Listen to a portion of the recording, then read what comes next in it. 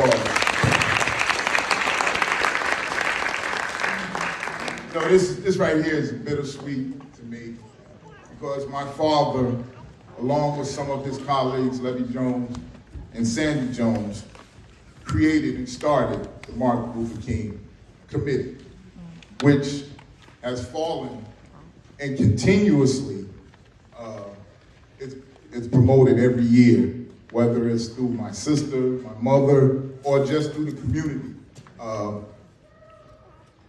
with Mayor Tony Valls. I would like to thank the Martin Luther King Committee for allowing me the opportunity to share the stage on this platform. I would also like to acknowledge all the elected and appointed officials here today. I would like to congratulate the awardees of the day. When I was asked to be the guest speaker, I was saying to myself, what is it that I can say that you don't already know about Martin Luther King? You know, every year we come and we celebrate Martin Luther King. The kids are taught in school about Martin Luther King. But it has become a day of celebration where I believe the important aspect, the main ingredient, has been forgotten. When you say Martin Luther King to the kids, they say, that's a day off from school. When you say Martin Luther King in the workplace, they say, that's a day off with pay.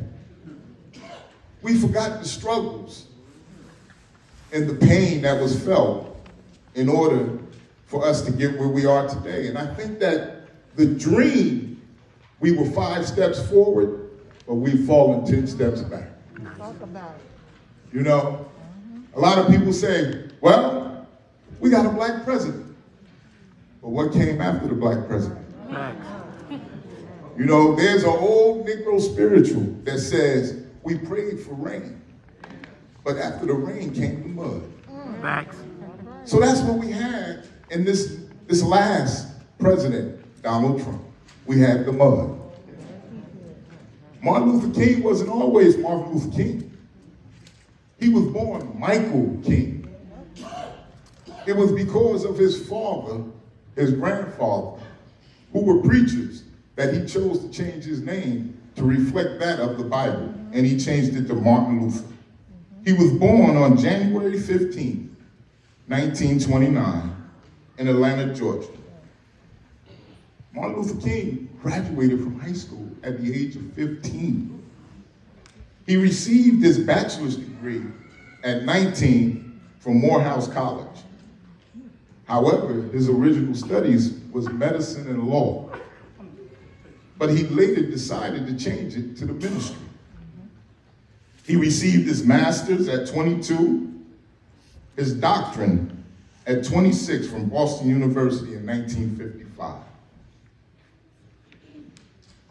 While he was at Morehouse, he was mentored by the president, Benjamin Mays, an activist committed to fighting racial equality. Mays pondered the black church into social action by criticizing its emphasis on the hereafter instead of the here now. See, that's what we can't talk about yesterday, we gotta talk about today. As a minister, Dr. Martin Luther King saw the need for change, the conditions of his people. So he chose not to talk about it, but to be about it. He became a leader of the American Civil Rights movement. He was arrested over 29 times. Now tell me that's not a sacrifice. He believed in what he was doing, and he was so committed that he said, you know what, I'll go to jail. I'll go to jail. Like my father said, I'd rather shuffle cow manure than to eat it. Are you willing to give up and sacrifice that today? I don't know. He changed the world with the Civil Rights Act of 1964 and the Voting Rights Act of 1965, which is being challenged today. He saw that there was a difference in the way black people were treated in the South compared to the North. But yet he didn't understand because we were all living in the same world. Dr. King's speeches and writings allow us to continue to learn from his beliefs and practice today. The core in which we all should stand for is integrity first, service before self, and excellence to all that we do. When you look in the mirror before you go to bed, are you happy with what you see? Have you done your due diligence? Can you honestly say that you touched somebody and changed and made a difference? Or are you just here breathing? Are you just dealing with life as it goes on? Do you understand the sacrifice that this man made in order for us to be here today? But yet, on election day, I don't see nobody breaking that door down. You go to Georgia, look at the laws that they've passed in Georgia. You can't even give a person a bottle of water that's standing in line to vote because they want to discourage you. The power is in the representation of the people who will have the ability to change and make laws. They can't do it by themselves. But yet we sit there and we criticize them. We harbor them. We threaten them. But yet we don't support them. That is what we need to change. You know, I came up in a family where my grandmother, she used to speak to me, and I used to look at her and say, Granny, what are you talking about? What are you saying? And she used to say, put God first in everything you do, and everything will have the grace of God. I said, oh, really? I had a senior once tell me, man gives out awards, but God gives out the reward. Amen. Have you received your reward today?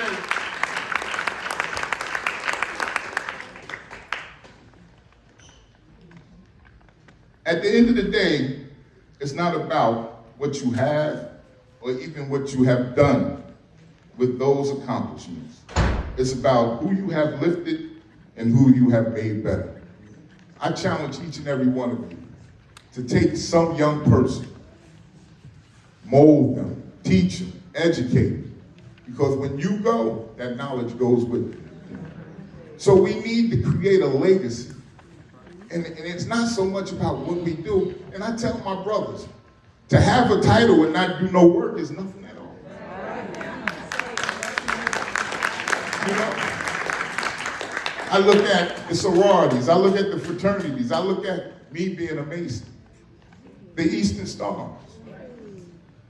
At one time, back in the day, we used to come on the scene, it was like being an FOI and an MGT. But you know what they look at us like now?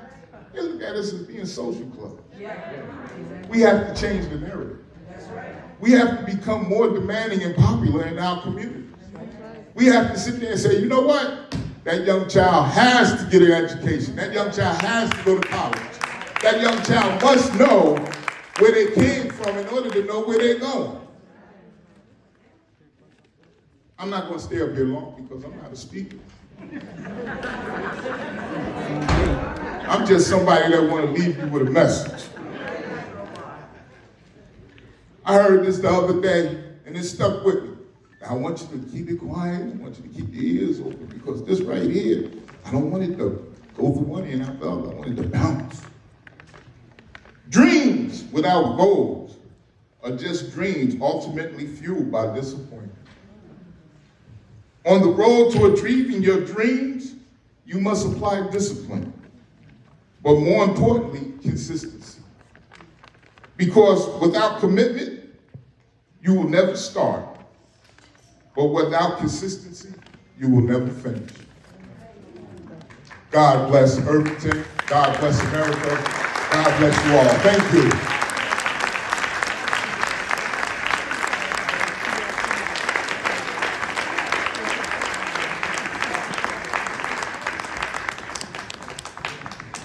Let's hear it for